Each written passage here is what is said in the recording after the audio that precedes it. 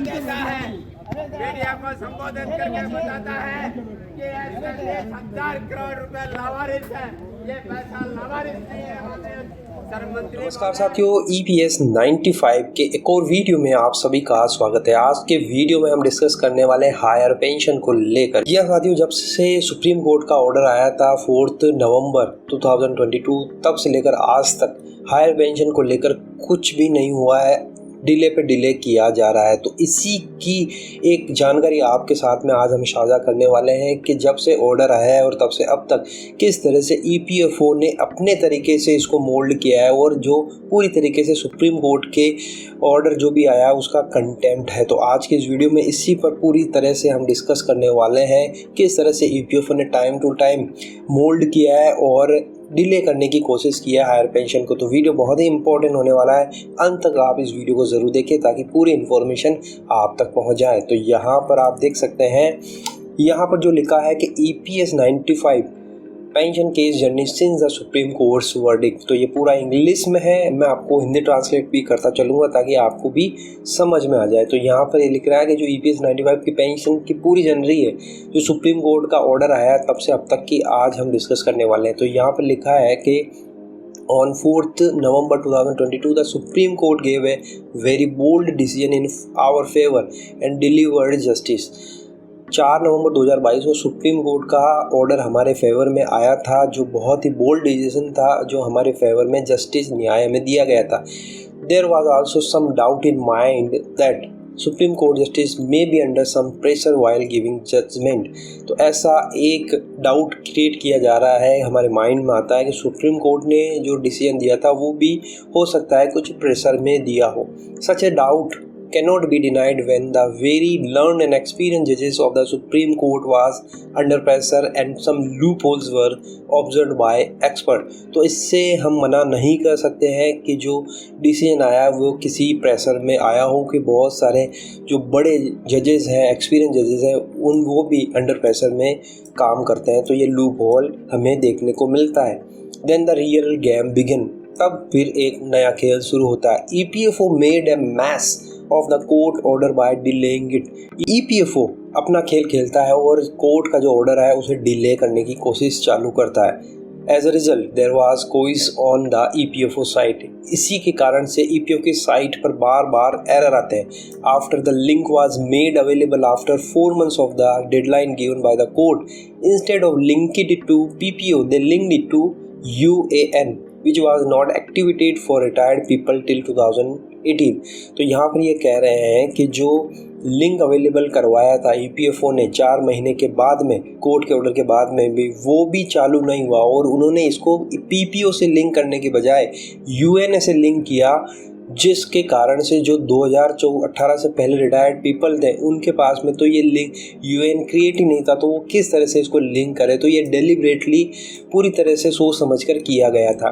They also made the activation link useless and gave oral instruction cannot to make any changes in any establishment। उन्होंने जो activation link दिया तो वो पूरी तरह से यूजलेस था, केवल वो ओरल इंस्ट्रक्शन दे रहे थे और किसी भी तरह के चेंज करने के लिए इस्टेब्लिशमेंट एम्प्लॉयर की जो इस्टेब्लिशमेंट होती है, संस्था होती है, उनके पोर्टल पर किसी भी तरह के चेंज करने से मना कर रहे थे। In all this chaos pensioners are face tremendous mental and physical pressures behind. इस सारी प्रक्रिया में जो पेंशनर है वो पूरी तरीके से दिमागी और शारीरिक रूप से प्रेशर झेल रहे थे। First send the option form to more than 10 places.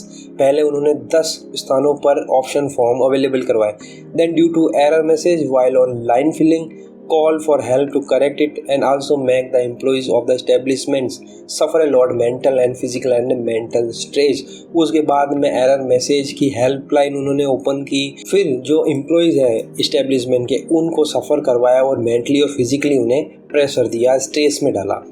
Then after the Kerala High Court's verdict came, the online link started working in a day and EPFO deliberately created trouble in the matter and increased the deadline। फिर Kerala high court का एक verdict आता है और एक ही दिन में वह लिंक पूरी तरीके से स्टार्ट हो जाता है और वर्क करने लग जाता है। तो इसका मतलब है कि EPFO जानबूझकर ही इस तरह की ट्रबल क्रिएट कर रहा था और डेडलाइन एक्सटेंड कर रहा था। And the 4 month deadline given the given by the Supreme Court and expected by them was lost। तो जो सुप्रीम कोर्ट की जो डेडलाइन आई थी 4 महीने की, वो इसी मायाजाल में उलझ कर रह गई कि एरर आ रहे हैं, हेल्प नहीं हो रहा, फॉर्म अवेलेबल नहीं है, इसी में 4 महीने निकल गए।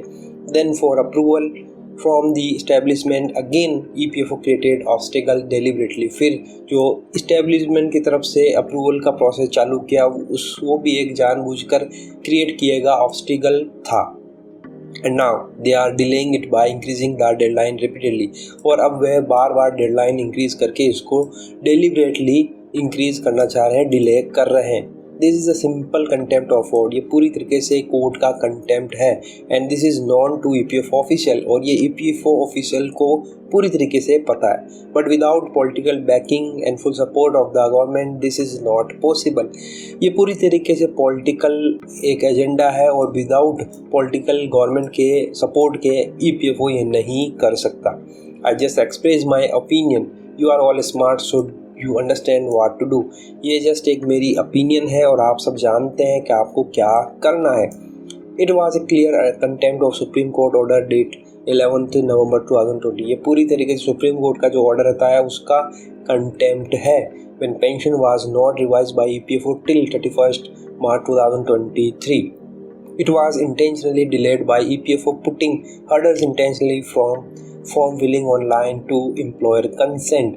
तो ये पूरी तरीके से इंटेंशनली डिले करने का एक तरीका है EPFO के द्वारा हर्डल क्रिएट करने का, कि आप ऑनलाइन फॉर्म फिल करिए और फिर उसको अपने एम्प्लॉयर जो संस्था है उससे अप्रूवल करवाइए। All the data was available and it was intentional harassment. सारा डेटा EPFO के पास में पड़ा है, पूरा रिकॉर्ड जब से EPS पेंशन स्टार्ट हुई है तब से लेकर आज तक सारा रिकॉर्ड EPFO के पास में पड़ा है, लेकिन वो इंटेंशनली इसको डिले कर रहा है। EPFO was having all banking by central government. तो EPFO जो है पूरी तरीके से सेंट्रल गवर्नमेंट का सपोर्ट है, उसके द्वारा बैक किया जा रहा है। तो साथियों आप देख सकते हैं इन्होंने सुप्रीम कोर्ट का जब से ऑर्डर आया हर पेंशन को लेकर 4 नवंबर 2022 से लेकर अभी तक किस तरह से मुसीबतें झेली है पेंशनर्स ने जो हायर पेंशन के लिए अप्लाई कर रहे हैं, किस तरह से हर्डल आए, सब कुछ इन्होंने इस पोस्ट में जानकारी में साझा किया है। तो आपका इस बारे में क्या ख्याल है, क्या राय है? क्या EPFO वास्तव में ये डेलिबरेटली और जानबूझकर कर रहा है,